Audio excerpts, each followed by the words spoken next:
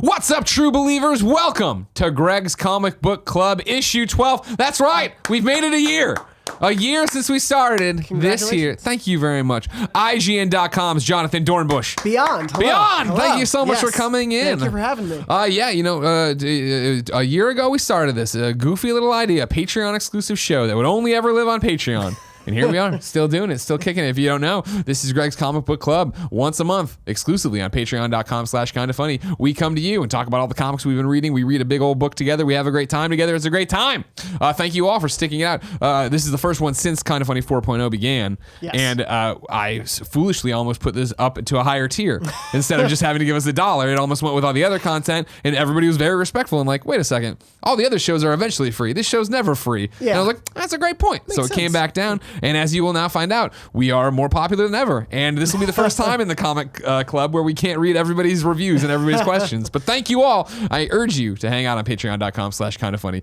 Read and keep up with each other because so many of you are in there having amazing conversations about comics. It's my homepage. Oh, thank you very much. I miss out on a lot of news for IGN because I'm just there. You're like, I don't subscribe, but I don't subscribe, but I'm there doing it. Yeah. Jonathon Dornbush, how the hell are you? I'm doing pretty well. Thank you for coming in. Thank you for having me. I am relatively new to comics. That's why you're here. Yeah. Yes. Obviously, everybody knows you from Podcast Beyond. It's a PlayStation podcast at IGN you founded. You're doing a great job. Since episode 1. Exactly. However, I saw you a couple months ago, it's a blur now, start Instagramming that you wanted to get into comics. Is that right? Yeah, pretty much like around December, I started being like, hey, I've been hearing so much about a lot of good comics this year, and I've obviously I love comic book movies and TV shows and video games, and I was like, maybe I should finally actually invest in the source material because I had throughout my life tried to, and I'd maybe get into one run of a thing. Yeah. But I always had this weird sticking point when I was younger of, am I reading comics right? And so I always felt so guilty and eventually dropped off because what does that mean to you? It was like, am I appreciating what the medium can do versus other mediums? Sure. And generally I don't know, when I was younger, and one of the first comic runs I actually ever invested in was Ultimate X-Men. Nice. But I was very much like, I think I'm just reading the word bubbles, and I don't know if I'm actually appreciating the art and seeing how that influences the story and the characters and all of that. And so I try every now and then to get into another line, but it would always sort of devolve. But I just kind of made a concerted effort this time. Yeah. And I feel like I'm reading comics more right than I did before. So how do you do that? How do you read them right? Really slowly. Yeah. Just 10 minutes per panel maybe. Yeah. Keep it slow. For me, that is my thing. That's one of my problems. I'm with you as a comic book person, as I will sit there and just tear through an issue and put it down, and it's like, I didn't even look. I do a wide shot of a page, like the whole page, and then I'm done. And it's like, well, I just crushed that in 5-10 minutes. I need to go back and actually see what was going on. Yeah, and so having to put yourself in that different rhythm. Yeah, it's a very different way of consuming something than you do a movie or a TV show or even a game where with a game, you have control over it, so you can control that tempo. And with a movie or TV show, you don't have that control. But with a comic, you do, and you don't have that control because it is panels, but at the same time, that book form. But it's this thing of now as I'm reading, and especially because I haven't had to read for work, just having it free of I'm not trying to stay up with necessarily certain conversations with people or reading something for a review, other than this show, of course. But generally, it's I can just enjoy this at my own pace. And so I think that's allowed me really to appreciate how a single panel can make a joke land or can make a character moment land or things like that. Right. Well, that's the thing I think, it's so easy to lose sight of is if you tear through comics like I have a tendency to, still even to this day, right? Yeah. I want to catch up. I've been so excited about this. You miss the subtle nods and the things the artist is doing in there to tell the story outside of just the words, right? Yes, in terms of showing a relationship or showing what a person really means the way they're speaking. Yeah, there's so much embedded in that imagery, and it's obviously so important to it. And when you are just reading, and I still am doing it a lot, I'll just read all the words and be like, oh, wait a second, I feel like I missed something in a panel because they just said something that I didn't read because it was something I had to see. And it's a different way of thinking and approaching art that I'm glad I'm having, because I've always felt like that's been my issue with visual mediums is I just keep going through it to get through it. Yeah, exactly. I think it makes you cognizant of the work, right? And what went through it. And even to this day, I know that the dice is loaded one way with me, where I was just at Isotope Comics this weekend with James, who's been on the show before. And I went in there, I haven't seen him since he was on this show, and so we were just shooting the shit for an hour. And I was just talking, and he's like, you're an author guy. Because everybody I was saying, I'm talking about, I read Tom Taylor, I'm reading, and I'm just saying the writer's name and not the artist. I'm like, that's a great point. Otley I love, and there's certain people, Mitch from Mr. Miracle, people I love and I will follow and stuff. But there are plenty of times that and Chris Anka, what up, Chris? Another Babs Tarr. I gotta start saying Irene Coe, all the people who've been on this show. Yeah, but that you get caught up in a very specific way and think about comics a very specific way, and that's only half the story, if not even less than that, because so much is told through the action and the description. Yeah, so much is in the imagery, and what's been really nice about it too is my girlfriend has also, like, we've basically been getting into comics together. That's so it's been that nice thing to be able to, one, have, like, she's been reading the whole Spider-Gwen run while I was reading The Sword for today, and like, I would read something and be like, oh, you have to check out why this volume works so well, and she'd give me something in return. It's just been this nice back and forth where we can, it's not just me reading a thing, it is having that conversation, but it's devoid of like, okay, get through it by X day or something. Sure. Like, If we are late on the next issue, it's fine, because we can still talk about it together. Of course, nice. That's always the best part, And I like letting stuff build up all the time, right? Totally. Like, I'll let Walking Dead build up for like 4 or 5 issues before I jump in and do something, usually. Yeah, I've definitely, especially because I have so much to catch up on and so many recommendations of things and all that, like I've basically been reading with collections, say for like 1 or 2 comics that I've And that's the best way to do it, man. Trades, you know what I mean? Just be able to sit down there and get a giant dose of something and be like, oh, I get this. You know what I mean? I'm able to live in that world so much longer. Yeah, I see the rhythms of the storytelling so much more. And I think when I was younger and tried to buy comics month to month, like that was a problem for me too, where I was like, I'd read a comic and I'd be like, oh, okay, where's the rest of it? Just because I was so used to being like a 30-hour game or a 2.5-hour movie. And so, but having those collections allows me to get a little bit of that. So was there an intimidation factor for like getting to the edge of that diving board? You're like, I want to get back into comics, but you walk into a comic shop and it's a million things. You go to Comixology, it's a million things. Oh yeah, totally. I mean, it's been that thing of I signed up for Comixology like a year and a half ago just to be like, I should try this, and then was like, oh, there's too much. I don't know where to go. And the same thing happened with right before Guardians of the Galaxy. I was so excited for that movie. I signed up for Marvel Unlimited because they had like a year free thing. And I was like, okay, but what am I supposed to read? And then I went online. They're like, well, read issues 1 through 4 and then go to this comic for issue 7 and then this comic for issue 7 through 10. And I tried for like a week and I was like, I can't do this. But I think it was just of the idea of how much there is on a legacy level. And how much there is beyond the superhero comics that I always just thought of comics being that way, of like knowing I could turn to something like Die or something that may use superheroes in a way like Black Hammer I've been reading a lot that I really love. Something like that where there's a slant to it, or something like Sex Criminals or Paper Girls. Like there's so many different types of stories being told in the medium than I thought, because I had such a surface level understanding. And so for me, it was kind of like, oh, let me see these stories that I probably wouldn't see otherwise. And I think that's where some of the most interesting stuff's being done, right? You talk about Die. We're going to talk about Die for sure on this episode.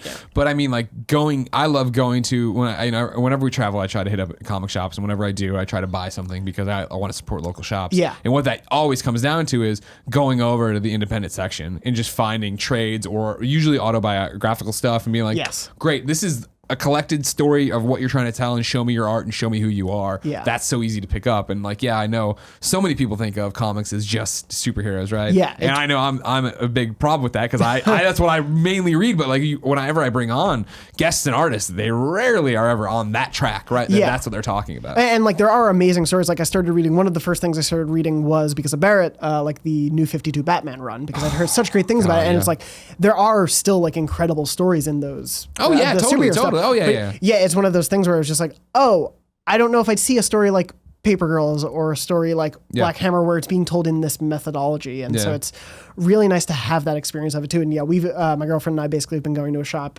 every other week, maybe once a month, just to like get a few more things. And she loves going for like, she's a big like Labyrinth fan. And there are 3 different Labyrinth comics and they're already collected. So she's like, oh, I love this thing. I like fantasy things. And she's like, oh, you have to see this. And I'm like, I really like this superhero-esque thing. You should try this. And that's awesome. We find like middle ground for a lot of those things. That's really cool. Yeah. I want to hear all about what you're reading, but we'll get into that obviously, into what we've been putting on our pull list. For now, some housekeeping for you, true believers. If you're watching this as we put it up, which should be pretty much as soon as we record it, Sunday, the 27th of January, we're doing the Arizona meet and greet. It's in Tempe, Arizona, at Portillo's, 11 a.m. Come hang out with us before we all go to the Royal Rumble. Then January 30th, it is the second kind of funny live stream for January. If you didn't know and you've missed it and you haven't seen any of the millions of tweets, we're doing you're a patron, so you already know all this. I won't even bug you. It's a pledge drive this month. If you up your $1, give us a new pledge. Thank you so much. We're filling a giant thermometer. The World Tour is happening. You know it all. We're doing it Wednesday, January 30th, 12 hours, starting at 10 a.m. Pacific time. And then next month's club is going to be something very special, but I will tell you about that later. Ooh. For now, yes, Jonathon Dornbush. Yeah. What's the best thing you've read this month? I mean, I think it has to be Die. Yes. Yeah. Oh my God, you picked the same thing I did. I love it. I like, man, I had heard really great things, and going into it, I was like, it's one of those things where you have such expectations. I'm like, can this actually live up to it? And I got to the end of issue 1 and just kind of was like, damn, that is a good book. Like, you talk about stuff that isn't superheroes. Yeah. You talked about stuff, going to your local shop. Yeah. For me, Die is the perfect example of that, because what it was is that I went downstairs, right above Comic Experience Outpost. I went in there. I was looking for. It was for the first Kind of Funny Day live stream. Mm-hmm. I went in there. I was trying to get Gary Whitta's collected Star Wars movie adaptation to get him to sign to auction it off. And so they were looking around and checking it out, blah blah. And while they were calling over to the other store to see it, I walked the line and saw Die there, and it was a editor's or employee pick from Julie, who's always at our outpost. And she was over there like, Julie, I gotta get this. She's like, oh my God, yes. And I'm like, what is it? And she's like, it's Jumanji meets Dungeons and Dragons. Yeah. And I'm like, okay, cool. And it was so much more than that. Like, that's the way to wrap your head around it, right?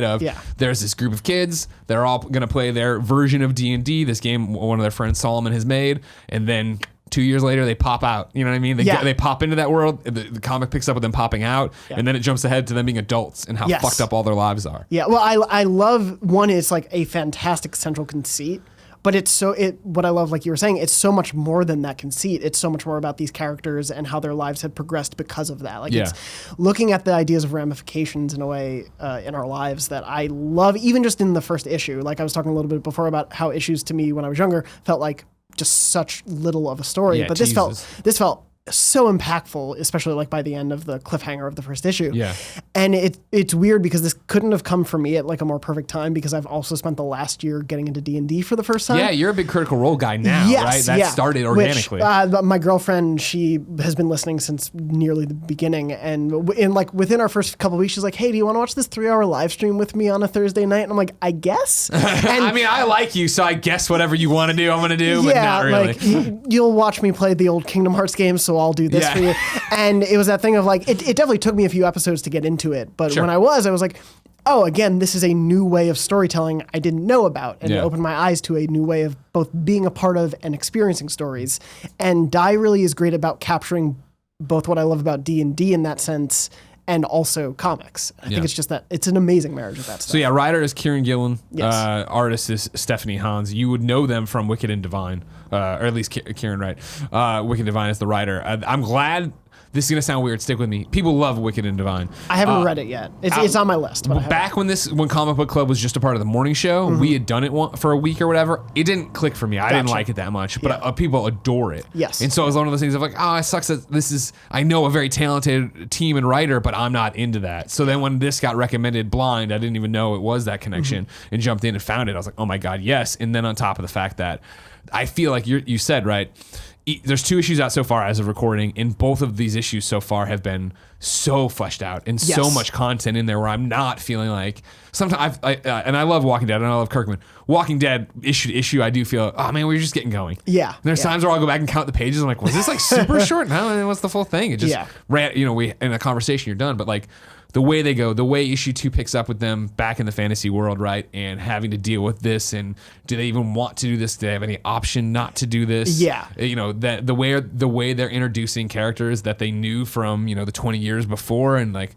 what's happened to them in that time. It's like, oh my God. It's really smart about embedding a history. Like, it makes that world, it's such a cliche when we talk about games a lot and stuff, but it feels like such a lived in world. Right, exactly. From the minute, and I think a large part of that is not just the way they've written these specific characters so much, which is tremendous, but also the way the art complements that. And it's just like, beautiful art. It's so haunting and dark, and immediately made me sad for these characters, even from just the opening panels. I was like, oh, this is not going to be a happy story right now. Like, this is going to be dark. And the way it juxtaposes all of them sometimes on the same page. There's a particular spread in the first issue where it's essentially when they're being introduced to given their own die, each of them. Yeah, each of them has their own very specific die, very specific character. In that minute, I was like, oh no, this is beautiful and haunting, but probably very bad for whatever. And that's the thing too, right? Yeah. When like the guy chooses to be like the fool, like I don't Yes, care, yeah. whatever, and he's like, you're the fool. Like, Yeah. oh man, what you do not want to be that. Obviously, going into this and it stuff. feels like there's a sense of, because obviously there's a certain bit of making it up as you go along with any story, but it does feel like there's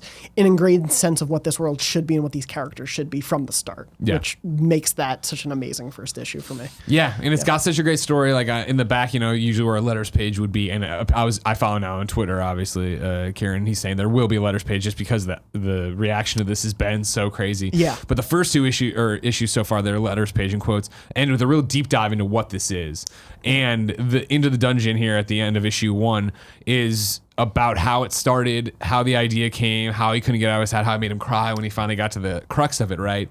And that's the thing that, you're talking about how bleak it is, right? And it is, right? But as you read it, and the kids go into the world, they come out of the world, and then where they are afterwards, you're like, man, in the present day, they're in a fucked up place. And it's like, saying it's D&D meets Jumanji, I think makes it sound so lighthearted. And in Jumanji, you knew the kids were going to get out, right? And be kids still. And like, these guys aren't getting out and being kids. They're not going back in time in any circumstance I can imagine. No, I don't think so either. It is one of those things where I hear that, and especially coming off of the most recent Jumanji movie, it's like, oh, a fun, lighthearted romp. Yeah, with dragons and such. But no, it's like, seeing all of them in that first issue come back in their adult lives and be like, hey, we have like, things are happening, and just seeing where all of them are and how they're both willing to talk about certain things, how some of them are clearly putting on faces. Like, it just reminded me so much of like, oh, when you deal with a tragedy, how do people react to it? And everyone reacts differently. And seeing that play out just feels so honest and so human. Yeah. In a world that is so fantastical. Yeah, I can't recommend Die enough. Kayla took me up after I was shouting about it from the rooftops on Twitter and writes in on patreon.com/kindafunny on the bronze tier, writes, of course I picked this up because of Greg's suggestion, and it was enjoyable. I was a bit confused with the names at first when they moved on to their older selves. There's a lot of characters. The art was really nice, fits with the story for sure. Wanted to pick up 2, but they were already sold out, which is great for them, bad for you. Yeah. I think Die is a great example of what we were talking about too, of finished it, I was like, that was amazing, and I've gone back multiple times now to either page through it or actually read it again and try to learn these characters, because you are dropped into a world, like you're saying, with history and relationships, and wait, what's his sister's name, and who's that guy again? I had that too. While I was reading it the first time, I would go back for a couple pages, and I'm like, wait, I thought the girl that he had the crush on's name was the name of his sister. Now I'm confused a little bit. Weird. It was a very confusing half page for me. It reminds me of, mostly because we just finished the last season of it, but it reminds me a little bit of The Magicians, the book series and the sci-fi show. Okay. And only that it feels like a darker, more mature take on, like that show and books were originally pitched as like darker Harry Potter. Sure. But it becomes so much more about that, and it really is about this group of characters and about like how something fantastical can mess up their lives in such interesting human ways. Yeah. And there's weird parallels in that also in the sense of like getting confused by character names when there's so many people at first. But I love when something, I think for me, the TV shows, the movies, everything I care about the most is usually when there's a focus on the characters and why they're such interesting 100%. people from the start. Like so many people can make amazing plots, but if the characters aren't interesting to me, that can fall apart really easily. But from the start, I'm like, I want to know more about why these characters are the way they are. Right. And I love the fact that you can see it of like being on the outside, right? There is like a little bit of like a Shawshank Redemption. Yeah. Where being on the outside, they're these shaken people who don't feel like themselves. But when they're back in there, there's already a sense of confidence. They don't. Some of them are trying to get out as fast as possible. Others seem like they're relishing the moment. Yeah. And for sure, our main character, I feel like, on the outside, very like wobbly. Here, it's like, this is what we're doing and how we're going to do it. And that's awesome. Seeing that dichotomy is amazing. I can't wait for more. Me too. I was lucky enough to run into it, and then like the next week was issue 2. I was like, but now here I am. How long do you think until we hear a TV or movie deal for so this? Quickly? Yeah. So quickly. You know what I mean? They're all getting snatched up immediately. The word of mouth especially too. Exactly. It's not as good as Kirkman, where he'll just like announce the comic and then they're already, the TV we're already shows. recording it simultaneously. He's got a production house. Exactly. He's got it all. Yeah. So then, pull list in general, since you jumped in, period, what is standing out to you? So I'm not actually reading a ton that's like new and coming out week to week right now. The things that have stuck out to me the most, I read Paper Girls Volume 1 over the weekend. I knew nothing about it other than the cover. Sure. And I was Which like, is beautiful. Yeah, it's a gorgeous cover, but I was like, that grabs you. I had no idea that it would go to such like science fiction-y stakes that I loved. I shared it with my girlfriend. She enjoyed it, but it didn't like catch her as much as it did for me. She was like, that was weird. But for me, I was like, oh, I just want to know more about these weird connections that are popping up every issue. Because you get that sense of they don't know what's going on and you don't know what's going on. So there's that nice parallel. I've been with Paper Girl since issue 1. Okay. It was the same thing. The old comic book club we did, the volumes of it. Yeah. And I think the best thing that's happened in Paper Girls, and stick with me because it sounds bad, is that it's ending. Yeah. They've put an end on it now, right? Yeah. So they have to either you have now the chance to jump in and just be done with it, or they know where they're going and getting you there a little bit, not quicker, but you understand they're driving. Because when we were reading it, I was already into it, still am, pick it up every month. Yeah. But like for the people who were joining it just through the trades, we're just like, where is it going? Like, what is going? It keeps getting bigger and bigger and bigger. It starts so small in this cul-de-sac, and then gets so gigantic. It gets massive, even in those first couple issues. And I was really happy to have several issues of it because I do feel like if I had read it issue to issue, I would have maybe dropped off because it just goes places at the end of every issue. That's the thing is I was letting them stack up, and now that we're already kind of close to the end, I'm thinking maybe I just let it all go or read everything up until the Wednesday before. That makes a lot of sense. So that one's been a really big one for me. I mentioned a little earlier, but Black Hammer really struck me.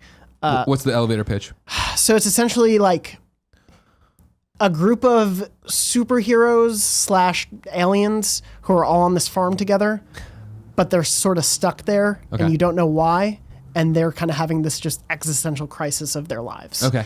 And so like, one guy, it also like flips back and forth between these are clearly more like old school era superheroes, like golden era, like classic superheroes, but now they're like older in their age or they're from another planet. And so they're not used to how the planet Earth works. And so it's all of them trying to figure out why they exist still or like what purpose they all serve and like trying to find some happiness either with each other or possibly breaking out of their lives. And it just issue to issue, the first collection of it basically focuses on a different of the characters per issue. It takes the spotlight and it goes from being like pretty funny to pretty sad to just like painstakingly like, damn, that hit me harder than I would have ever expected about I've heard a lot about it. I've never actually picked it up. Yeah, it was a thing. I'm glad I went in as blind as I did because I think hearing about it in terms of being like somewhat superhero-y, but not really like that's not the focus of it, detracts from it a little bit. But I've been loving that. And also on like a lighter note, I guess, Sex Criminals. Volume 1. Yes.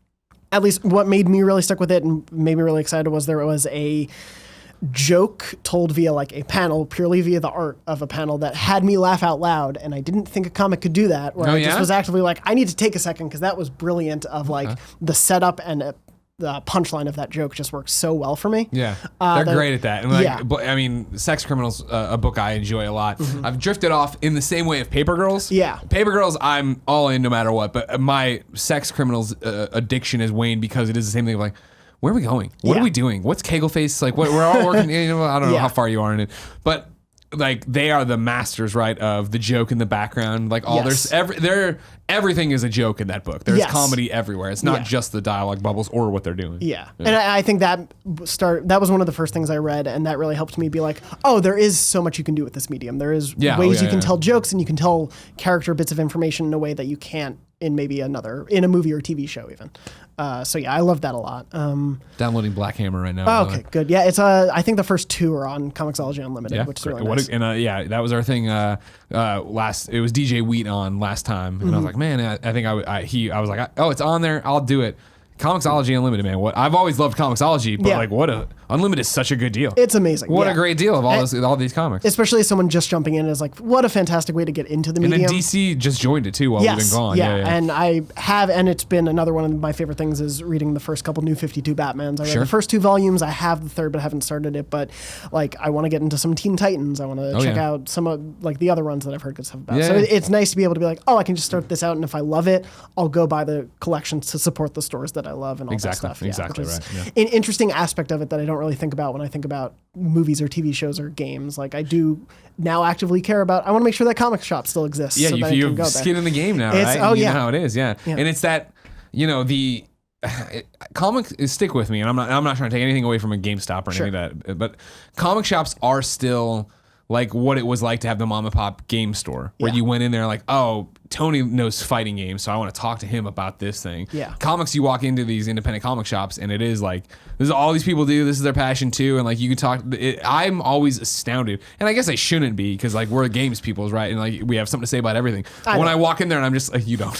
Yeah, Never played a game. Never played them at all. When I walk in there, and I'm just like, oh man, and like people have thoughts on everything. They remember all the authors, they remember all the writers, and like stuff that I'm just like, as somebody who's been a comic reader his whole life, just can't remember that way. And I just, you know what I mean? I don't remember anything beyond what I've just read, hopefully. Yeah. It is a really nice like aspect of it, and especially as someone who's just starting out, and I can talk to, like you guys online or people at the office about a comic, but it's nice to be able to go in and be like, oh, if I have a question about this thing, they could probably answer 7 other questions I didn't know I should be asking. Right. It's a really nice community. And that was the thing, like when, do you ever go to Isotope Comics? Yes, I've been there a couple times. When James was in here and he talked about like, how he sees himself in his role, right? Of just like, his job is to tell you what you love, even though you don't know that you love it. Yeah. Where it is like he gets a little bit of a vibe off of you, and then this, and then that, and blah blah. And that was what he was doing for me on Saturday, right? He was we were walking on the store, and he's like, "Have you read this? No. Oh, Conan's amazing. Get this." And I'm like, I would never pick up the Conan book that Marvel put out. Issues 1 and 2 out right now. But he's like, "You're gonna love it," and gave it to me. And I'm I'm almost all the way through issue 1 because I got distracted. And it's like,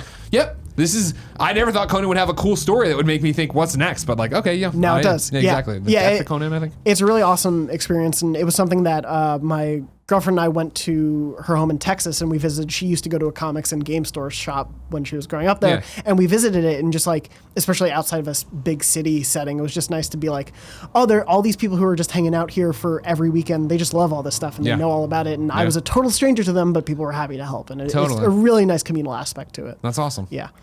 Anything else stand out lately, or do you want to jump into what I can fill for time? Oh no, I mean, I have a lot. Let me pull up what I've been reading on the Look at you walking around with your iPad too, just like me. I love it. It's my girlfriend's iPad, which I stole. Sorry. You stole it for her? You stole it or stole it from her? Both. Okay. Yeah. I read the first. Read the first volume of Saga. Oh I also heard a lot about it. Yeah. I did not expect that. And then when I saw 2 people with TV heads having sex, I was like, oh, this is a different. Graphically having sex. Yeah, this is a different book than I expected. But the way it's being told, also from the narrator's point of view, I really enjoy, and how it like. That gives it such an emotional through line for me, which I really appreciate. As much as I like love the fantastical stuff going on and want to know more about how this world operates, that too is being like, oh, that's how I can really invest in the story, is the central kind of family. You know who the narrator is, right? Yes, yeah. Cool. I think it's in. I thought it was the first issue, but I wasn't sure. It's the end of issue 1. Yeah. Okay. I thought that was a really cool reveal too, as well, and I love that. That's another one. I mean, that's another. It's not done. I don't know how much you know about it. It's not done, but they're taking like at least a year off. Oh, okay. So like they leave you on a huge cliffhanger. Oh, wonderful. But it is a great. Like, hey, let's power through. I think it's 50 issues or whatever, or maybe less than or more than that. I don't know. I also did. I feel like you'll be excited to know I did Invincible Volume 1. Oh my God, yes. Yeah. Now there you go, another one. I felt like I had, which is very nice to hear. Yeah, I felt like I had to when I came here. I actually. We would have thrown you out of your ear if you didn't know that. When I was living in New York, based on you talking about it on shows, I bought the first like giant compendium. But when I was moving and had to scale down everything, I had to throw it out, and so I never threw it out. I threw it out. Well, I gave it to a. Okay, good. That's better. All right, cool. I trashed it. I burned page by page. I remember when I moved here and I was broke as a joke. Yeah. I worked in 2007. I sold so many trade paperbacks on eBay. Yeah, it was one of those things where, like, luckily, I think NYU had something set up where I could donate and stuff. But anyway, so I read the first volume finally and was like, oh yeah, I get why people like this. Right, yeah. Because when it just turns that corner, right, where it goes from being, oh, this is a superhero book, to being like, oh, there's something interesting and different going on. There's a deeper level to it, which I really appreciate. And then I also read to get ready for the show that's coming out on Netflix. I read The Umbrella Academy first volume. Ah, nice. I've never read that. Is it good? It was interesting. So I wanted more from the characters in the first 6 issues than I felt like I got. But I really liked the world that was being set up. And I feel like that's where a TV adaptation will be really good, because they'll have more time to invest in the characters. Sure. But it was one of those things where I love the art and I love the concept of it, but I wished I got a little bit more sense of it, because it felt like it was setting things up that ultimately didn't have payoff in those 6 issues, or seemed superfluous in a way that a little bit bummed me out. But I enjoyed the process of it. It's interesting seeing comic properties now get turned into TV shows, right? Like movies, I mean, we're used to, or an adaptation or this, that, but like, I was surprised how much it's come up recently, but Happy is a Chris Maloney show that it was on Sci-Fi, now it's on Netflix, and that's where I watched it. And it was like, oh, I read Happy a long time ago. Like, I know what that is. So to see it turned in and then also go from like 4 issues to 8 episodes. Yeah, with like, multiple man, this seasons. is a lot longer than I thought it would be. Yeah, it's seeing Deadly Class and Umbrella Academy. Yeah. Had to throw it in. I read that. That was the first comic I read when I came out to SF. I was living at Max Scoville's house for a little bit. Sure. And he left like a stack of things on my bedside table because he wasn't home that day. And he's Yeah, like, welcome to SF. Enjoy reading these things because we're not home today. And I was like, cool. And I just settled into reading like the first 2 volumes of it. Yeah, and I think it's the same story for Lucy James, who Yeah. moved in and like my comic collection is still in there. She's like, I'm like, yeah, read whatever you want to do. Right? Yeah, That's the easy way to do it. Max just dropped off a big bag of extra comics. He's like, we're cleaning up our collection. Please read all these. You should read them. And so it's that's the fun thing about comics. Games are similar, obviously. I love this game. I evangelize this game. I'll talk to you about what do you like games. Comics are so short that you can take a shot on them. You know what I mean? Of like, I think you might like this. I'm never going to sit there and recommend a game that's 60 hours long that you might like. You know what I mean? Like, I need to know that's a slam dunk. That you it's hard for me to start telling people, invest in Kingdom Hearts right now if you've never played it before. Oh, this is a perfect time to catch up. Go on, play everything else. This is the time. Yeah. But yeah, with a comic, it's like, oh, I know I can read a volume in an afternoon. Totally. Over a cup of coffee, right? Go to a coffee shop and chill out. Exactly. And if I didn't love it, not much time lost. Yeah. And so it's one of those nice things. But yeah, it is like when you get 30 hours into Final Fantasy 13, that's when it gets good. Oh, yeah, God, it's a different thing. And yeah. there is also that communal, especially as games go so much more digital. Obviously, there's Comixology, but like Max has hundreds of volumes that he can just be like, here, read these. Whereas try this. I can be like, that indie game is really good. Here's where you can buy it on the website over there. So there's a little bit of a loss there. But 100%. Yeah, and that's the same thing with Unlimited, right? Where they're not paying us. Don't worry. But like, they're paying me heavily. Yeah. The ability now that so much of that stuff is there that I'm like, Black Hammer was on Unlimited, so there it is. I have it that easily, borrowed and ready to go. Like, that's such a great way for people to get involved. Right? Yeah, it's one of those great things where like we saw Spider-Verse and my girlfriend immediately downloaded the first 3 volumes of Spider-Gwen because they're on Unlimited, and then she's like, hey, can we buy these other 3 volumes? And I'm like, yeah, they're $6 there, and if we love this whole thing, we'll go buy a couple from the local comic shop to make and that's sure why that like it's such a brilliant move, and it is a weird thing again that since it's definitely the drug, right? Here's a taste. Here's a taste of it, and then it is like, oh well, it's not that much, right? Yes. Like, why not get that? Why not? And especially if you're coming at it from the way we're talking about it, of like, I want to pour over it and I want to get more out of it. And like every trade I have, I've gone through multiple times. Sure. You know what I mean? Either to reread or just to page through. Yeah. And like as much as I love Die, when they if Die continues this quality and they put out a hardcover of that, I want that on a shelf. Instantly. I totally want that on a shelf. We bought I bought it on Comixology, then I bought the first 2 when we went to the comic store on the weekend, and I already am like, when they put out the volume, I'll buy that, and probably when they put out a compendium, I'll buy that too. Yeah, right. Like, that's what I did too. I bought the one on Julie's recommendation downstairs, loved it so much I bought it on Comixology and subscribed. Yeah. Then I was talking to Jared Petty. I bought him a copy that he keeps forgetting here and not taking home because he's a monster, but everybody knew that about him. Surprise. Yeah. Have you then, let me give you another recommendation on that. Have you done Miles Morales, Spider-Man, the new stuff? I have not yet. I was actually going to ask about that in relation to Spider-Verse. So like, I know there was the original run from like 2011 or so. The Ultimate Spider-Man. And then they started a new run like 2 issues ago or something. Well, exactly. So like there's a whole bunch of continuity fixing and Spider-Geddon and all that jazz happening there. But right now you're on issue 2. Issue 2 is out right now of Miles Morales Spider-Man, which is just phenomenal. It's great. Yeah, it's so far so good, man. Like in that, I want to say I have been struggling, but like coming off of Insomniac's Spider-Man game, right? Coming off of Tom Holland's performances and stuff, I haven't found a Spider-Man in the comics that I'm like, that's nailing what I'm thinking, how I'm feeling about Spider-Man right now. Sure. Yeah. And like that's, including the Amazing Spider-Man right now, where Ryan Otley's drawing it, the guy who drew Invincible Forever. Yeah. So I'm still buying him, and I'm way behind, and I'm catching up. Gotcha. But even that was a weird shift, of course, because of continuity, where it goes from Peter was basically Tony Stark, so now he's back in an apartment living with a supervillain. You're like, whatever. I do want to talk about today Friendly Neighborhood Spider-Man. Tom Taylor's doing this. This is the closest to what I've been looking for, thinking about. I love Tom Taylor's writing. He's fun and interesting and does clever twists. Yeah. At the end of issue 1 of Friendly Neighborhood, they, do we really need another Spider-Man book? Like, is the editor's letter. And it's like, well, yeah, because this is literally going to be centered on him in the neighborhood. Gotcha. Like, this is him doing stuff around the neighborhood. And so it's him having this relationship with the people on the street corner, with his neighbor across the hall, trying to do little good things that evolve into Spider-Man problems. And so issue 1 and 2 have been great of that. But that's good to know. For me personally, they still don't hold a candle to what's happening with Miles Morales Spider-Man. Okay. Because it is like, issue 1, I think we talked about it last. Yeah, we did. So I won't beat too bit of a dead horse. But the pitch, being, I thought it was cool. It's the movie's out. They're trying to give you a jumping on point. So issue 1 is going to be very by the numbers. Here's what's happening, and it starts off that way and introducing how it all works in 616 because I hadn't paid attention, and then it does this just brilliant thing, Dornbush, where spoilers for you, his mom knows and dad knows that he's Spider-Man awesome. now, right? Yeah. So he comes down to breakfast and they've got the paper folded in half, and it's like Spider-Man saves the day or whatever, and she's like, oh, I see you're busy last night. He's like, yeah. And they have a conversation about it, and then she flips it over and it's about migrant children being separated from their parents at the border, and she starts talking about I just know about this world, Miles, and then the next few pages are him wrestling with that idea. And he's like, I know that I'm paraphrasing now. Yeah. I know that with great power comes great responsibility, but I'm not sure what my responsibility is anymore. Wow. And it's like, wow, I want that thread tugged on so much.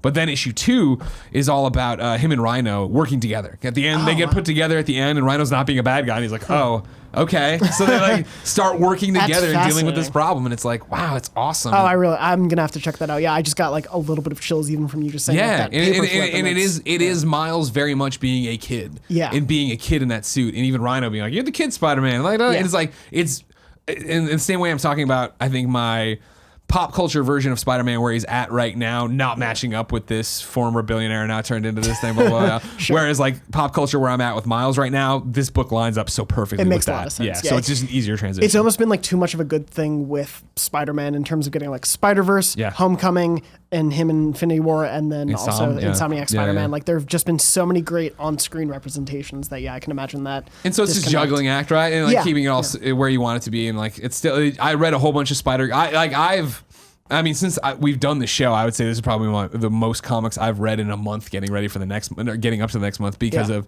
free time. On my flight back from the red carpet thing for Star Trek, it was a 6-hour flight. All I did was read. All I did was read because I was so behind on stuff that I had downloaded a whole bunch of stuff and was just running through it.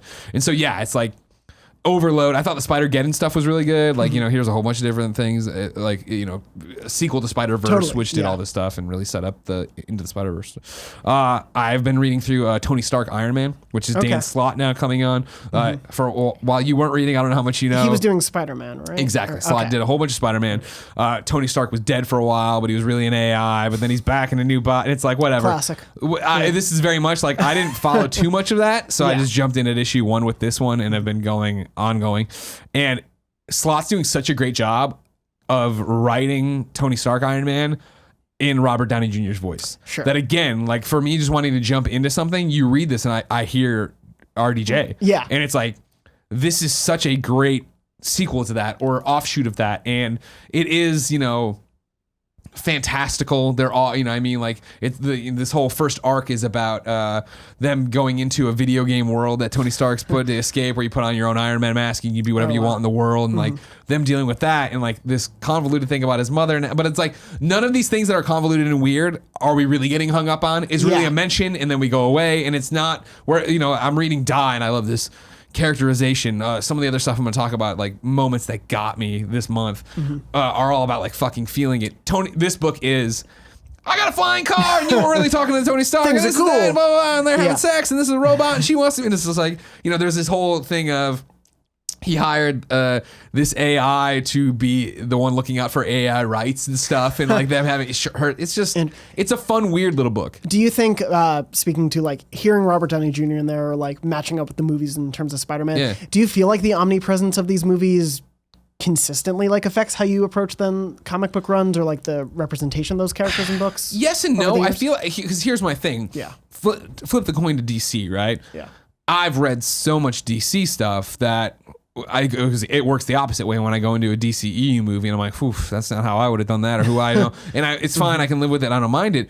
But I know my Superman. I know what my thing is. And I think that right now it's just interesting to come as somebody who grew up with Marvel but stepped away for a long time, coming back into it with my main conceptions being the MCU. Yeah. That it is easier for me to climb into Tony Stark Iron Man #1, and he is a lot like RDJ. Great, because I don't know what I remember Civil War.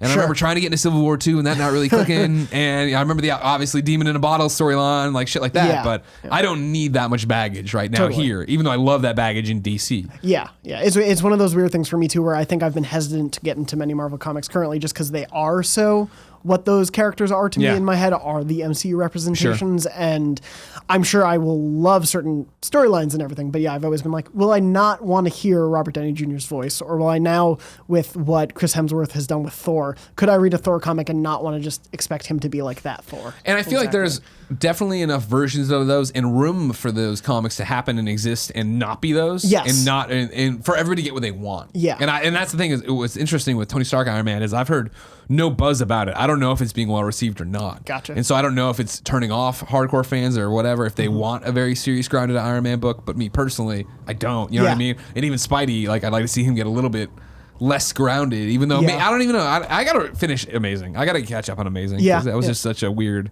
thing where I'm like, I love Otley's art, but I don't know. Yeah, should I try out that run, do you think? Or- For Amazing? Yeah. I wouldn't. Friendly Neighborhood, yeah. Friendly Neighborhood, Tom Taylor, okay. I mean, I trust in, period. Yeah. Like, his name's on a book, I'm going to buy the book. Gotcha. And I mean, like, he made, like, all new Wolverine, like Laura Kinney, okay. X-23, right? Yeah. I knew nothing about her, but you know, after Injustice, he picked that up.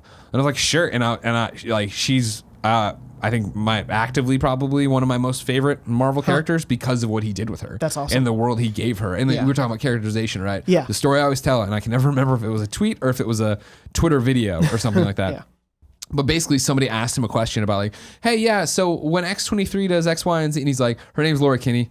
X-23 was like a name they gave her. And it was like, and it wasn't like a fuck you. It was like, hey, this is how I characterize her when I write her. And it was like, oh, fuck yeah. Because guess what? Like, for my mind, she'd never really had much of a character before then. Sure. So to come in there and give her Gabby and give her the real Wolverine, Jonathan, and give her, you know what I mean? Like, they did so much with that. He did so much with that. That's really awesome. Have you been reading, sorry to go on a tangent. No, fucking do it. Have you read any of the other recent X-Men runs that are like the colors? Yeah, basically? that's the thing. He did X-Men Red. Yeah, I picked up the first volume. And I jumped in. I was trying to do it week by week. Oh, and that was the thing where I gave it one or two and it just didn't click for me. Not because I don't like Tom's writing. It was just more like, I don't know the X-Men well enough for this. Gotcha. It's not really resonating. Yeah. Are you liking it or did you like it? I haven't started it yet. I just picked it up. I was just curious because I think X-Men was the first like comic book property I actively got into. Sure. Like reading Ultimate X-Men and actually getting invested in that. And like I watched the animated show and then X-Men Evolution as a kid. Like I really fell in love with that stuff. Yeah. So I've read the first, I think, issue of Red, first issue or two. And so for me, there is a little bit of like, I don't know that guy, but I know these other six. So I have a pretty that's good enough. Yeah. I get a sense of how this team is supposed to work out. But yeah, that's always been like, X-Men has always been close to my heart, but it's been one that I don't even know where to start in the comics because it's just there's so much going on with it, it seems. But I've heard good stuff about Red. Yeah, So yeah. I want to give it a chance. Yeah, exactly. And again, it's Tom, so I imagine it's great. But that was the one where I guess that get was a that. bridge too far for me. Of just like, I need to double back. One by one, it wasn't helping. Maybe as a giant trade, it would help. Yeah. Other noteworthy stuff on my pull list. First off, Gary Whitta's comic is out. Oliver. You can go pick up Oliver right now. I just forgot as I picked it up how many issues it's going to be. He said it on Games Daily. Oh, it's 12. It's 12 issues. It's, you know, a comic he's been working on since like 2003 or something. He said on the show. Like he's been at it forever in terms of what he wants it to be. Steampunk imagination, superhero stuff in there. That's awesome. I got to read it months and months and months ago. I really liked it, and I am excited to see where it goes. And it's outside of my normal wheelhouse. Yeah. And so I wouldn't have given it a shot, but it's Gary, so I was like, oh, okay. And then luckily I liked it. You liked it, yeah. So it's out today as of recording, so go pick that up. Awesome. I've seen him tweeting out some of the art from it and it looks gorgeous. Yeah, I'm bro, really that's excited to the check guy it who out. did The Boys, right? Like, you have a guy in there, Robertson, right? That is just outstanding. Yeah. What I do want to talk about though is Superman number 7. So Brian Michael Bendis came over to run Superman and Action Comics for DC. Action, I've been all in on, loved it. Even the most recent one, I didn't put it down on the thing, but read it this month. It's a continuation of everything I love. It's Clark Kent being at the Daily Planet, being a reporter, trying to figure out what's going wrong, and then doing Superman stuff. Yeah. But very much being Clark. Superman 7, this is gonna be spoilers as usual.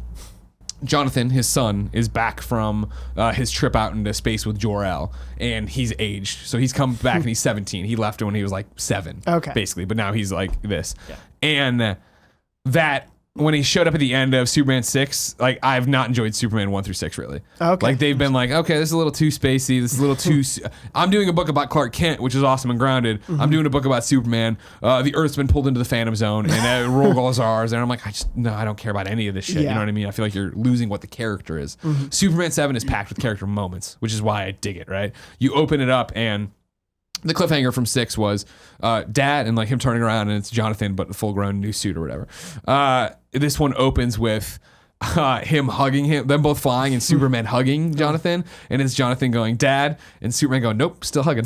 Like, you know what I mean? It's like, like that alone is like, oh, that's what I want out of this book. This is what I want. Followed up by, Superman flies off with Jonathan to go tell Lois, who's been back on Earth for a while, be like, hey, like, the kid's back or whatever. So he goes and taps on the window while she's trying to write, and it's Jonathan's been out in space, so nobody's been thinking about him. Taps on the window, and she looks over, and it's Superman, and she like opens up she's in her bathrobe, she opens it up, and she's in her bra, and she's like, oh, whatever, Mr. Kent, is it? And then like Jonathan pops up, and like Superman grabs his eyes, and she freaks out. It was like another like, yes, this is the dynamic. And then Jonathan talking to her, and her think about how devastating this would be for a parent. You miss basically 10 years. Like you miss like all the teen years. The most formative. Right? Yeah. And she breaks down in tears like, I missed it. And it's like, yes, like fucking actually do this stuff and wrestle with this stuff. That's awesome. Yeah. So I'm all of a sudden in one issue totally reinvigorated to see where really they go with this one. Yeah. That's really awesome to hear. If I have never read a Superman comic and only know about him via Smallville. Oh, great. Okay, good. Of course. Yeah. Where would you recommend like to even start? Like, should I start with something more modern? Should I go back to more classic stuff? Because obviously there is some stuff now on Comixology. There's so much good. There's so many contained graphic novels that's where I would start you at. You know what I mean? Yeah. I'm going to toss out one that I wouldn't recommend, but everybody always does, is All-Star Superman. Okay. All-Star Superman, again, for me is too cosmic, too spacey, too much. I'm a Kryptonian, and this is what I would say, especially if you like Smallville. Yeah. Superman for all seasons. Do that. Superman Birthright. Superman Brainiac. What was that? Superman American Alien. Where's my head at? Yeah. Yes. I've heard about that done. one. Yeah. Full stop. Superman, or American Alien. Yeah. 100%. Yeah. Okay. I totally forgot. Good, Good job, Kev. Good grabbing that one. Thank you, Kevin. You can't see it. They can't see it. Good job, Kevin, to look over. He's got this big old mouthful of food now. He can't say anything. Good. That was a great one, Kev. Good pull. Max Landis. Yeah, get on that one. But yeah, that's a great one in terms of like, hey, especially the Landis, the American Alien stuff. Hey, I'm just a normal guy, and I have superpowers, and like it goes through all the stuff of him aging up to where he is. You know what I mean? Great stuff. Him dealing with his human side is always the stuff that interests me. That's my thing. Most, That's where you lose me when it's no, I'm Kal-El, I'm an alien. No, when I'm Clark Kent, and I'm an alien, and I have to do, and I respect my Kryptonian lineage. Sure, great, but like you're Clark Kent, you're from Smallville, Kansas. You know what I mean? That's what it's all about for me. And then I want to give a shout out to a couple other things. Young Justice #1 came out, another Bendis book. It's bringing back, Superboy, Impulse, all that jazz. It was what I wanted from that. I know a lot of people are hung up on like continuity and issues and all that jazz. Even I think, Brandon Jackson Shorts writes in with his review to patreon.com/kinda funny.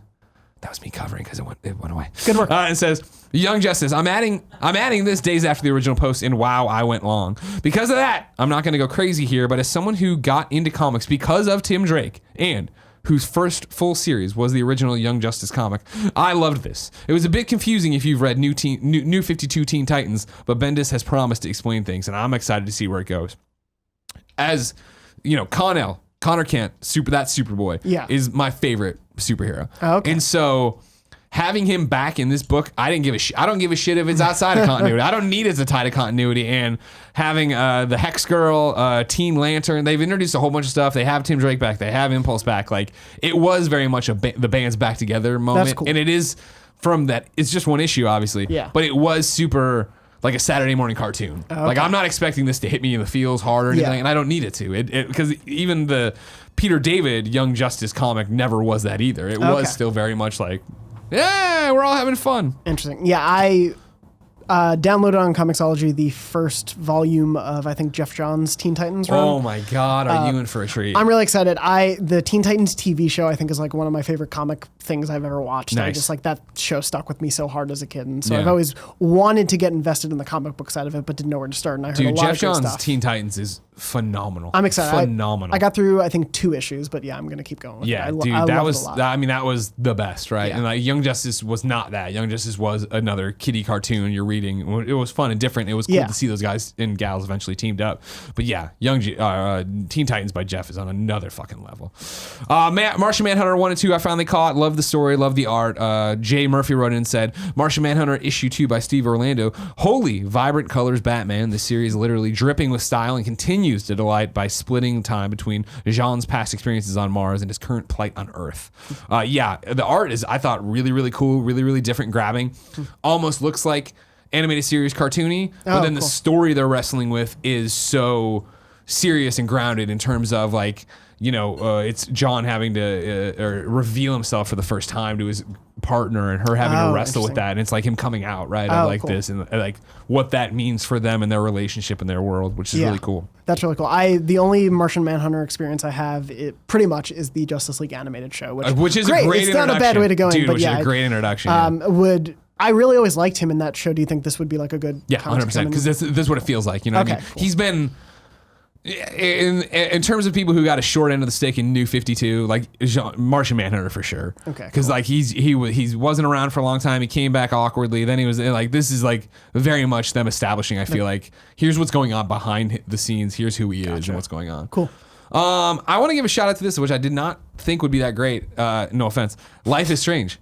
Oh, interesting. Have you heard about this? Yeah, I know they're doing a comic. So it's 4 issues. 1 and 2 are out right now as of recording, and it's spoilers for Life is Strange. It's the epilogue or the continuation, I guess, of the story if you chose to save Chloe. Oh, so which is what was my ending. That's what I chose. That's what I envisioned that world. So for them being away from Arcadia Bay, but then feeling the need to come back to Arcadia Bay, but then Max is slipping. Like she's slipping between alternate dimensions and stuff. So they're trying to figure out what's going on. Yeah. I think the art isn't astounding, but it's good enough. And the dialogue, though, again, reading it, I hear Ashley Birch. I hear Max's actress. You know what I mean? Like it feels like it's right in place of that universe. That's good to hear. So I'm getting back now and dealing with it. If the game's really affected you, like the stuff, the way they play around with, going back to Arcadia Bay and the people that are alive or not alive, depending on what dimension you're in, all really, really interesting. Cool conversations. I'm going to speed up a little bit, I guess, but I'm having so much fun with you, Jonathan. I went to Marvel, visited there.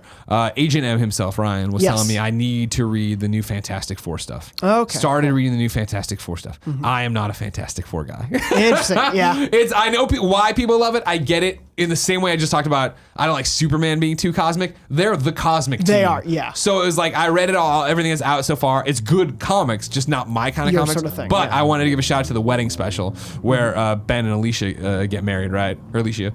And 2 things. The story of them getting together, them getting married is so well done, I thought. And that is like Fantastic Four family stuff, again, grounded in Earth at. Yeah. And then at the end, there's this one scene where she says clobber him, and I don't want to spoil it if you read it. That really touched me, where I was like, that's really well done. Cool. Jared wrote in, patreon.com/kindafunny, and says, Ben Grimm finally gets married. And while they promised there wouldn't be any fake outs, it wouldn't be a superhero wedding without some villain crashing the party. The way it's handled here, I think, is really well done, and very emblematic of the Fantastic Four. It's really great to have the first family back in an ongoing series. And that I agree with. It's really well done the way they do it, and they don't fuck with you. And even though they're not my team, I like having them back. That's cool. I like having them there. Yeah. I have very little history with them, but like I know how much people appreciate some of those runs, so I do eventually want to. Exactly. And that's the thing, yeah. And like I liked it more. Again, I'm sure a lot of people don't like this one. I liked it more when they did the original Civil War stuff, and Reed and Invisible Woman were on different sides, and I'll never forget the letter she leaves Reed when she leaves Reed, where she's like, "Fix this," you know what I mean? Like, and goes through everything she did that night to make him happy. I wanted to give you one perfect night before I bounce. You got to fix this, and Johnny's in a coma, and I was like, that was awesome. But I totally get where, like, in this Fantastic Four, like, Franklin's making universes and they're jumping between them, and I'm like, I get what you're doing and why you're doing it, but like it's just not my not my thing for you. Makes sense. And the final thing I want to talk about before we get to required reading was Heroes in Crisis #4. Again, in the same way I talk about Tom King, who's doing Batman right now, and Heroes in Crisis. I can't get enough of this guy. Cool. And Heroes in Crisis 4 was another great one. We've talked a lot about it on this show.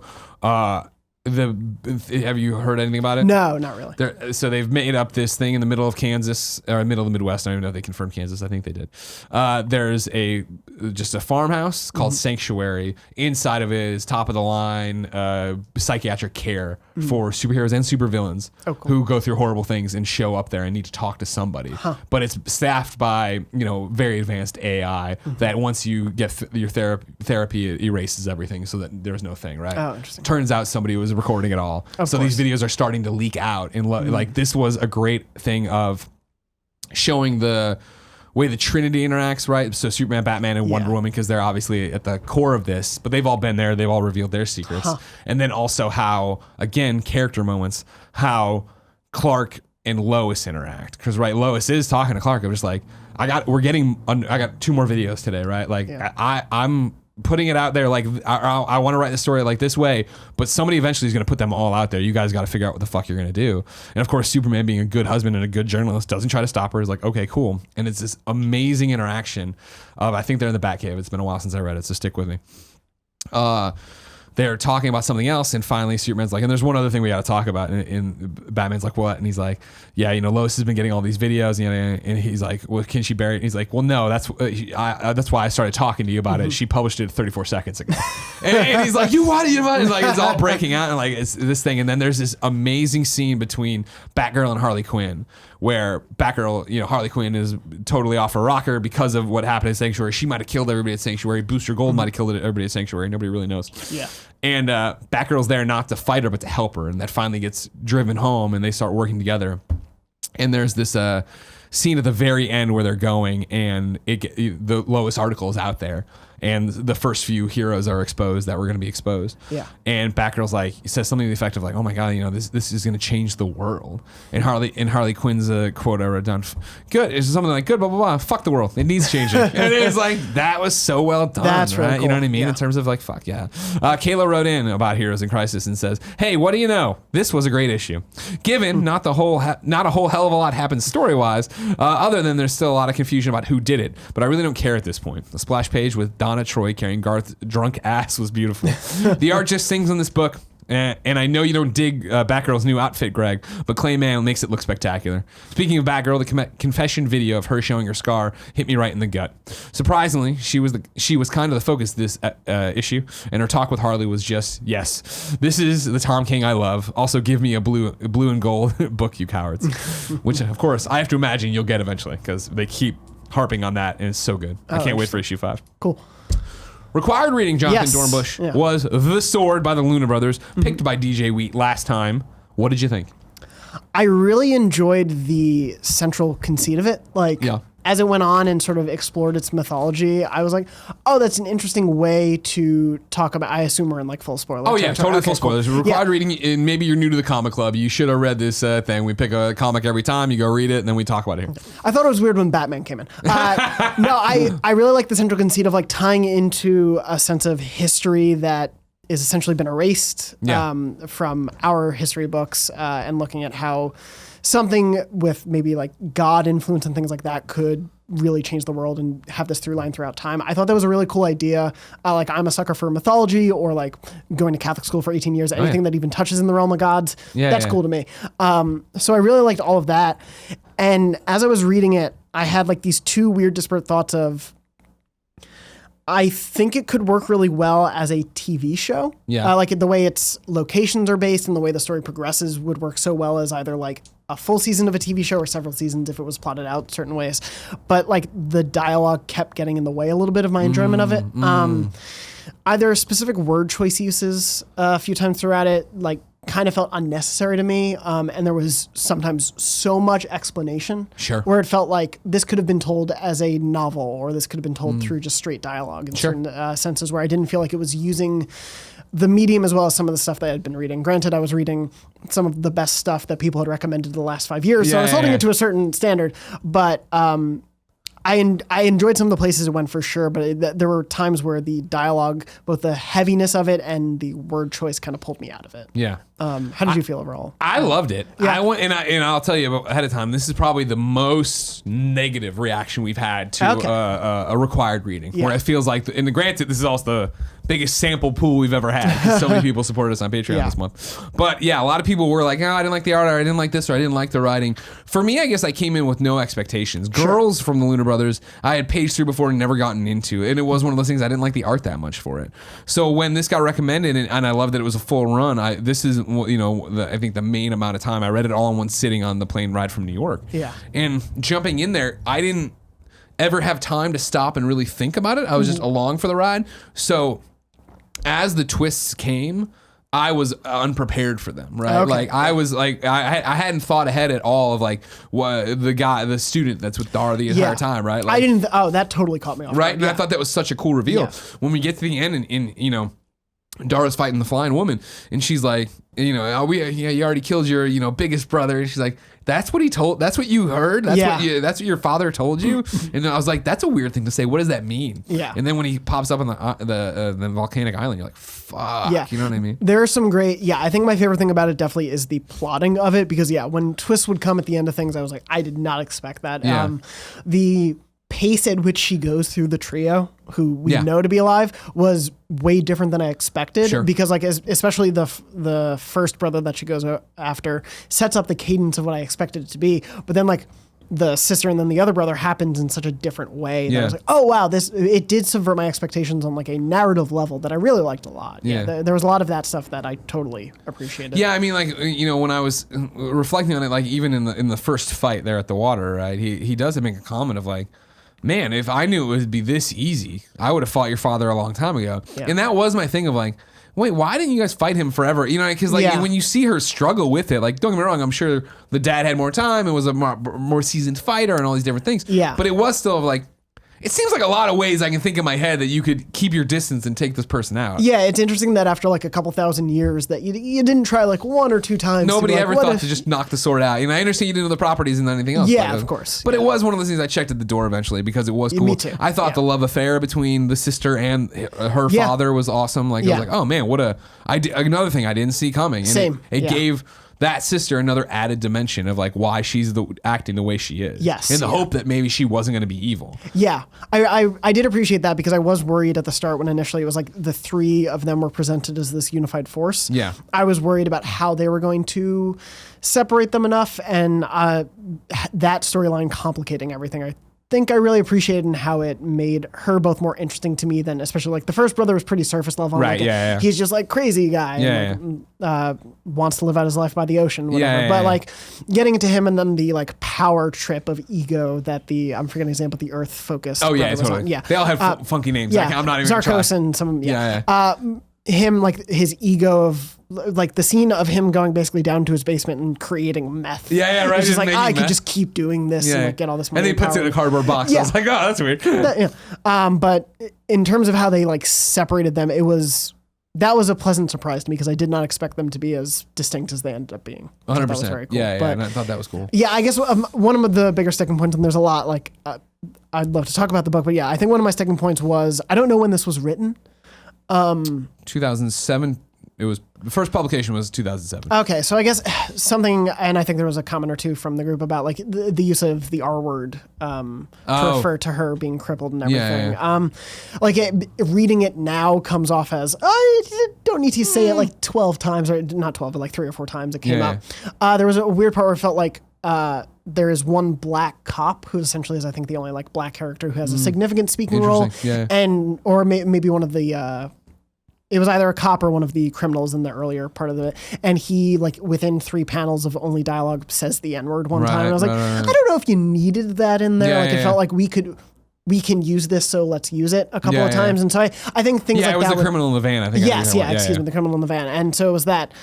Like, I don't know if he needed to say that in that one panel. Like, I understand they were trying to give certain characters different flavors and had only so much space with some of them. But I think it just took me out of the experience a couple times. Fair. No, totally. I like the journey that the three of them were going on. I really, like, I liked the almost, what scenery are they going to go to this time? And it was this beautiful island, and then to Mexico, which is why I think, like, I could see a TV adaptation happening in a very easy way because it's like, oh, those are places TV shows are set all the time, and you could easily it was grounded enough, but it used the spaces well. I love they implanted the seed of doubt even for me and before of why didn't the dad tell it? When there's so much. And they were so you were in a wheelchair. Why didn't your dad ever let you touch the sword? Yeah. You know what I mean? They would have done that. And obviously by the end of the book, why. Yes. But at the time it was yeah, and why did the dad let everybody get killed? And it was oh well, he never could have gotten down there, gotten his hands on it, turned around and fought everybody. He had to play dumb and get. It was man, it was intense. I loved speaking to the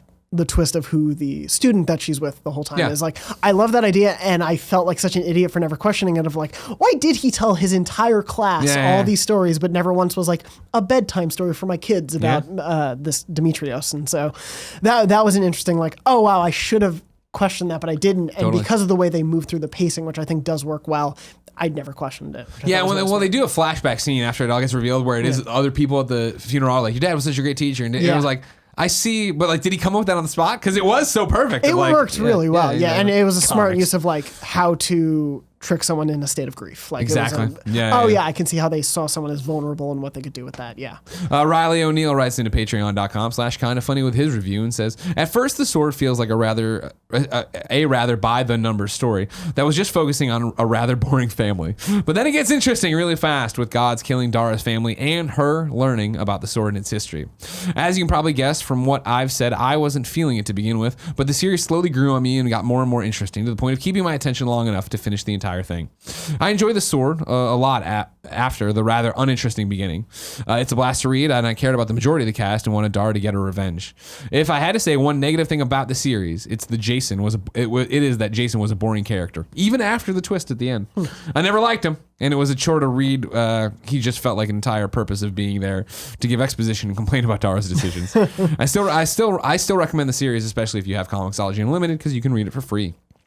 Kayla writes in, okay, let's start with the positives of this book. I'm glad there was the inclusion of a main character with disabilities in the book. Also, it's an intriguing premises for a book. The backstory and history of the sword and the people behind it was definitely one of the bright spots of this revenge story. Unfortunately. Negatives. The writing is, for the most part, lazy. I know you've got to make the bad guys, bad guys, but it feels truly out of date when you start calling a paraplegic a retard. This is probably my biggest pet peeve with reading the books. If I see this, then the temptation of dropping the book completely is real, because to me, the rest of the writing is probably not going to be any better when it comes to the character progression. And I fucking hate that word. Also, there was no internal dialogue, which I thought would have benefited in this book. Dara's flashbacks were okay at best. The art is even lazier. The women have the same faces, same hair, same body types, practically the same clothing on and the same colors. What is with the brown on brown ensembles? It's so formulaic and predictable.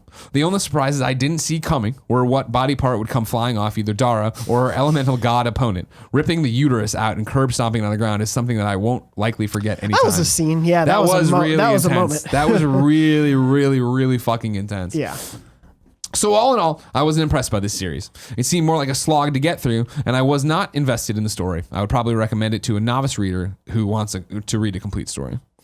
Jared chimes in, overall, I think the book is all right, but it definitely didn't blow my socks off. From a story standpoint, I don't think there's a lot to this book. Girl's family is killed by gods. Girl tries to kill the gods. The twist at the end with Dara's dad and Malia being the thing that made it at least a little more interesting. In my opinion, where this book really shines is the action set pieces. While the characters can look a bit samey, the action scenes I thought were really well done. I thought they handled the action generally well. It was a thing that I noticed, especially reading it in such an abbreviated area, where they would very much use the same panel tricks over and over of essentially the 3-panel regeneration thing. It always was 3 panels of how that happened, or when someone was making a grand entrance with one of their powers, it was usually the same leap pose. They were often in the same pose of things like that. But I thought generally the pace of the action I thought worked pretty well. And and that's hard to do, especially with gods and stuff, right? And I feel like when the water god throws back ice and cuts her legs off, that was a really intense moment, but then also a crazy the way they framed it, you're talking about panels and how our eyes are drawn. I was like, why is she struggling? You turn the page, oh my god, she's got no legs. I thought stuff like that worked really well, and especially the way they use the elements generally I liked a lot. So I thought that. What did you think of the ending? Actually how her story ends?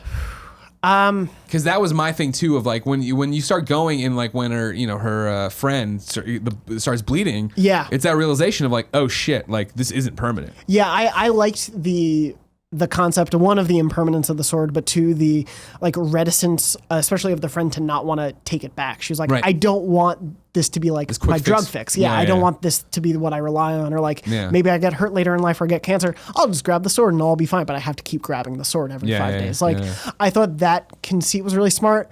I'm remiss and I'm forgetting like what the exact last few panels were. It's that she goes back to the house. Oh, and yes. goes back into the hole where her family puts the sword. Or she doesn't have the sword. She just collapses where the sword was. Yeah, sorry, you're right. I thought that was probably the best full circle way you could handle that. Right, and I think because it's one of the things, like she even says so much, right? She died in that house. She's Walking Dead. Yeah, I like the alternative is for her to become essentially the villain. Because at the end of the day, to become her dad or to become the villain, and I think it's like the smarter, and I appreciated that on like a character level of that choice. I thought that worked pretty well. I was satisfied with that ending. Me too. But, and that was the thing is like I think so many books like this, you're like, how is this going to end? Yeah. And like once the stakes were set, it was like, oh my god, like, and not to mention the world knows, the world's still kind of against her. Yeah. Like I always loved that idea of like how the world would wrestle with superheroes, right? Yeah. Well, which would have been great if they would have let Snyder finish his series and get the Snyder cut of Justice League, but no big deal. We'll never get the cut.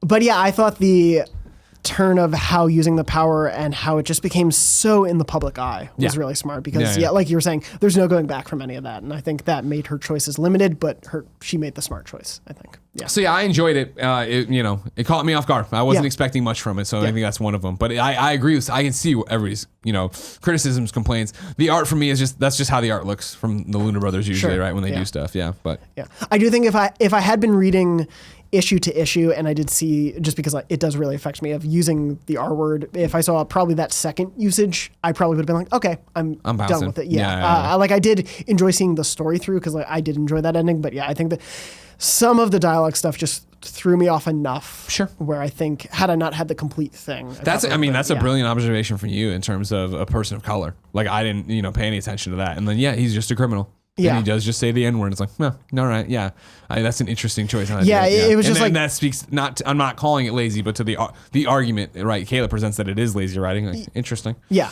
But overall, I was glad to see the story through to the end. And I thought there were like really cool conceits, especially to the mythologies and everything. 100%. Yeah. Well, Dornbush, what do you want people reading for March? And I'll explain that in a second. So I have mentioned a lot on the show, and I'm cool to go with it. Otherwise, I have another recommendation. But honestly, Black Hammer. Oh, sure. The first 2 volumes, I think, are on Comixology Unlimited. Okay. So I would recommend, if 2 volumes is worth. You want to do 2 volumes? You signed 2? All right, we're in. It's happening, everybody. 12 issues 2 volumes, everybody. Black Hammer. Yeah, I was caught off guard, and I think it's one of my favorite things I've read in this past month. I'm sure you all hate it after that. But I really was struck by the humanity of it with so many inhuman characters. There's just a pathos to it for me. Like some of my favorite art ever, like The Leftovers is probably my favorite show ever. So I'm into a show where it's about people really suffering and really dealing with the sadness in their lives. And this just hit that pathos for me. It hit that conceit, but also there's a bit of levity to it enough where it's like they kind of get their place in the universe and they're trying to make it through and trying to just get by day by day. Nice. And I appreciate that, and I also love the way the art reflects each individual character. Awesome. I think they do really cool stuff there. You are correct. Black Hammer Volume 1, Secret Origins, and Black Hammer Volume 2, The Event, are both on Comixology Unlimited. They will be the required reading for March. Now, you might say, wait, Greg, it's January. Why are you signing stuff for March? Did you delete a month? That's insanity. Well, so as you know, ladies and gentlemen, maybe you don't. Maybe you're new. Hey, how are you? Or maybe I should explain the show better in the beginning. Who knows? The idea is that Greg's Comic Book Club goes up the first Wednesday of every month. In December, we screwed that up because we did a Kind of Funny Game Showcase, and that was stupid. And now we're doing one for E3, so God bless us. And then this month, with the anniversary, with the holiday, everything got shifted around. So this one's getting recorded with barely a week left in the month. So rather than do that and then come back with like, hey, you have to read 2 volumes in 2 weeks, we are going to make Jonathan's picks for March. And then in February, on the first Wednesday, you are getting your Greg's Comic Book Club. But instead what we're doing is finally reading/playing You Are Deadpool. You Are Deadpool, of course, 5 issues of a comic book put out by Marvel last year, in which you roll dice, you have your little D&D sheet, and you go through a choose your own, or not even choose your own adventure. You go through an RPG in a comic book where you roll this certain amount, then you have to go to this panel, about that number, go back here. We're going to record that, just me playing, rolling the dice. Kevin will be off over on his mic. We'll have a good shot of that. So your homework for February is to read and / play We Are Deadpool, and then come and do the watch along, play along, let's play. I don't even know what the fuck you call this thing anymore. Read along with me. A let's read. Let's read for We Are Deadpool. That'll go up the first Wednesday of February, and then for March we'll be back, knock on wood, on track first Wednesday with the Black Hammer stuff. I believe in you. Thank you very much. That appreciates a lot to me. You're not done yet. You still got a lot more show, so don't worry about that. No, that's just where we are in the middle of that. We're in the first quarter. Yeah, exactly. Update on Superman. If you're new, I tried to write a comic. That was my New Year's resolution last year, and I wrote a giant outline and wrote a whole bunch of pages, and then Kind of Funny got busy. Yeah. Wouldn't you know it? 2019 is even busier than 2018 already. So we're going to remove update on Superman until there is an update on Superman. It will happen. Don't you worry. And then big questions, though. We had one big question here from Riley O'Neill. Riley wrote in to patreon.com/kindafunny and says, I'm a big fan of DC Comics and have not read many Green Lantern comics. And I was wondering where to go after reading Jeff Johns' Rebirth. It's not made particularly clear anywhere, and I thought my favorite comic book nerd might know where to continue Jeff's run. Happy to help. Do you know? I have no clue. It's an interesting question, Riley. And again, I urge everyone, if you're just seeing this for the first time ever, to go to the participation post, go to the poll list thread. People have great conversations about comics in there where they talk to each other and answer their own questions. And so many of you are putting up reviews that I couldn't even get to, and comics that we should all be reading and different things like that. Riley, I need more information from you. No one answer your question or follow it up. So you say, where do you want to go after reading Jeff Johns' Rebirth? Jeff Johns' Rebirth, amazing, obviously. Jeff Johns, incredibly talented. Jeff Johns, known for being the Green Lantern guy. So on a base level, where do you go after Rebirth? Green Lanterns ended in October 2018, right? Yeah. And then they started The Green Lantern in November 2018. That's not by Jeff, that's by Grant Morrison. It is beloved by people in the comic club. I have them. I have not read them yet. It was another one. James at Isotope was like, I'm like, I got them digitally. Just take the physical. Yeah. Buy the physical. I'm like, all right. So that's where you go chronologically to see what Hal's up to and where the Green Lantern Corps is. Of course, there's Justice League stuff and all that stuff. But if you use the way you say this of like, I'm not sure where to continue Jeff's run. Jeff's run would be over when Green Lanterns ends. However, if you want more Jeff Johns Green Lantern, that's what his fucking career made his career. Jeff Johns amazing. He's done amazing work for years. But Green Lantern is where he had like the coming out party where everybody got hip to it. So if you go to Comixology and search Green Lantern, there's a whole bunch of stuff there. You can buy them wherever you want.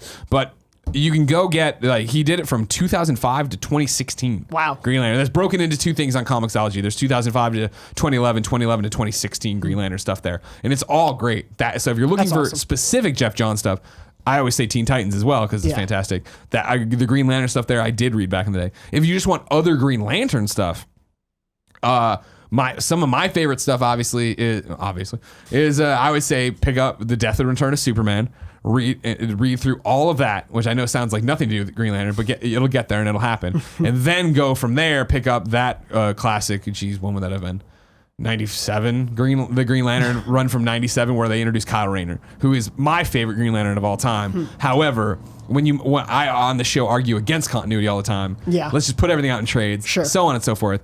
That was when the DC Universe continuity was so fucking good. Okay. And so to see what happens to the Green Lantern Corps and Hal Jordan, and then get boiled down to just Kyle Rayner and see Kyle Rayner's rise as Green Lantern, like that for me is just great. And I haven't read it in decades, so I'm sure it's full of 90s cliches and all these different things, but it's like a great run of like, man, that's a really cool idea that nobody saw coming at the time. Yeah. There's also that one scene in the Justice League movie where there's like a Green Lantern kind of in the background. Yeah, it's a good option. I remember it very well. Yeah. That is helpful. Yeah. Thank you. Everybody. Thanks, Barrett. Yeah, thanks, Barrett. Yeah, Don't count out the Green Lantern movie in the DCEU. Anything can happen. It'll get made someday. Maybe. What you should be reading is where people on that there comic book participation thread on patreon.com/kindafunny shout out what they've been reading and why you should be reading it too. Jericho, our longest supporter. He's a very long person. Writes in, it says, Vagabond Volume 2. Musashi finally meets his first real rival in Inshun, and I really hope to see another great fight between the two. I'm also really interested to see where Matahashi is headed. Will he become a great swordsman? I can't say enough about how much I love the art style in this issue. The pencil drawings are so detailed and the landscape shot looks purely amazing. Of course, Vagabond Volume 1 was a required reading here, and I dug it, but it's not my type of thing, and I never got back to it. Yeah. I'm glad you continued on, Jericho, and I'm glad it's fucking awesome. Here's an interesting one that James agrees with from Isotope. Parker writes in and says, Black Bolt. This is written by Saladin Ahmed. He's the guy who does Friendly Neighborhood Spider. Or no, I'm sorry. Miles Morales Spider-Man as well.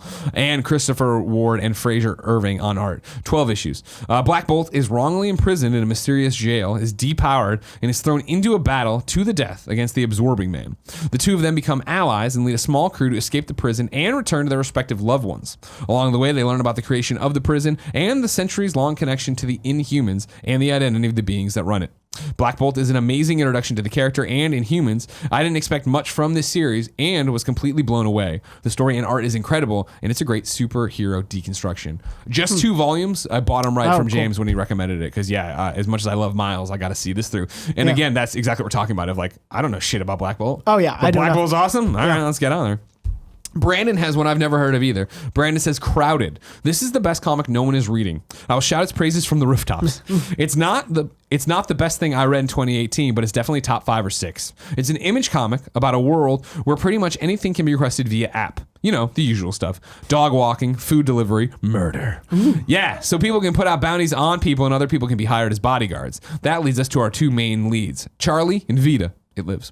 One day, Charlie, who's just a normal girl, discovers that a massive hit has been put on her, so she hires a bodyguard named Vita to protect her. I don't want to give too much else away, but I will say that Vita is wonderfully stoic, while Charlie is the sort of an asshole with a heart of gold.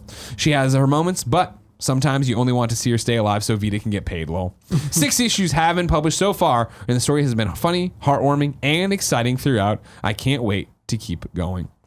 And like I said, a lot more that I can't get to. We're out of time. Arvel says The Life of Captain Marvel. Leon says Murder Falcon. He kept going on Murder Falcon. I actually like this one. Leon Fuentes. I don't have a whole lot to say since I'm new to this particular show, but I picked up Murder Falcon based on the reading list previously, and oh man, did it speak to me. I'm a metal guitarist who's been in a bit of a slump since my last band broke up. On top of that, I've been dealing with a big breakup.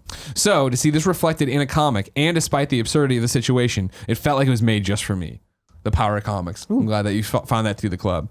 And then Mario wrote in and said Cover is another one, a Bendis MacBook that I hadn't heard of. So I'll be checking that out. And then finally, we do a segment called I Love This Place, where people write in about their comic book shop, their local comic book shop, and why they love it. If you're up for it, I want you to tell me about your local comic shop you love. But first, we have yet another update from Kayla. I think it's 3 months in a row. So last time on Comic Book Club 11, I had said that my local comic book shop was shutting its doors back in December. Well, wouldn't you know it, they had a last-minute buyer and the store is saved. It truly was a Christmas miracle, and I'm truly grateful. We've been chronicling Kayla's up and down ride of this comic shop was closed and they were having a good buy and everything else, but it turns out it's saved. That's good. That's good to hear. Dorney? Yes. What's your favorite comic shop? I would say at least the one that I've been frequenting the most has been the Comics Experience in SF on Divisadero. Oh, yeah. Yeah. Diviz and Page. Yes. Great shop. Great shop. It's right. It's like 2 doors down also from a game store. So basically we make like a day of just going there. But it's a like relatively small space, but there's just so much packed in there. And like right when you walk in the door, there's a great like to your right, just back issues section with like massive drawers that you can pull out. And so like as I'm both getting into the big trades and the volumes where I can go over to the shelves in the back and find that stuff, I can also be like, oh, I heard this comic from the last like 6 months is pretty good. Let me see if they have those right here too. And it's like, it functions really well as a story, and just everyone there I've talked to has been really nice. And like when they see things I'm buying, they're like, "Oh, that's a great comic," or like maybe they don't like it, but they'll be like, "Oh, I bet you would also like XYZ comic." So that's been a great thing. Where like I read Die or was buying Die there, and they're like, "Oh, that is amazing. Please come back when the next issue's like we should talk about it and all this stuff." And it's just like it felt warm and inviting in a way that like most stores I go into don't feel that way. Yeah, and so that was just a nice like. Just a great experience to have. Yeah, I can't say enough nice things about Comic Experience and Comic Experience Outpost behind it. It'd blow us. What I love about the Diviz Page location is they always have those great window displays. Yes. They'll put up new custom art stuff all the time in there. Yeah. And I always, whenever I go to the counter right below it is all this like either pins or art or like custom notebooks people have made. And I always have to resist myself. I'm like, well, I'm buying like $100 in comics. I don't know if I can add any more right now. Let me hold off. But I love that shop. Great shop. Jonathan, thank you for coming by. Thank you Thanks so for much for making the having time me. for us. Of course. Where can kids keep up with you? You can keep up with me at JM Dornbush on Twitter and Instagram. That's where I catalog my cute dog and my comics You experiences. do, yeah. I love the comic updates because you're Of talking course. about what you've been reading and what you're reading. Yeah, and it's been really great of having people also give so many recommendations based on that stuff too, which has been really awesome to have, especially as I'm so new to it all. So thank you to everyone who's been giving recommendations, including you. Hey. And then, of course, just IGN's weekly PlayStation show, Beyond. I host it. Beyond. Yeah. We talk about PlayStation occasionally. And yeah, it's just been a really fun. We've been having a great few shows started this year. Well, yeah, I think Lucy coming in, that fixes it. We brought you get Lucy O'Brien in there. Yeah. You're Oh, it was a mess when it was just me, Brian, and Max. Terrible. But yeah, no, Lucy's been amazing. It's so great to have her on. Yeah. Awesome. Well, ladies and gentlemen, this has been Greg's Comic Book Club, issue 12. Remember, each and every month, usually the first Wednesday of every month, we come to you with a brand new issue talking about comics, required reading, everything that's going on. Be part of the show, patreon.com/kindafunny. If you are a bronze tier member, you get to submit questions, reviews, everything else under the sun. If you give us just $1, that's how you watch this. Maybe you were watching it without giving us the $1. Maybe it's in the future and we put it out on a free comic book day or whatever. We do that sometimes. No big deal. Consider supporting us on Patreon. Until next time, Excelsior.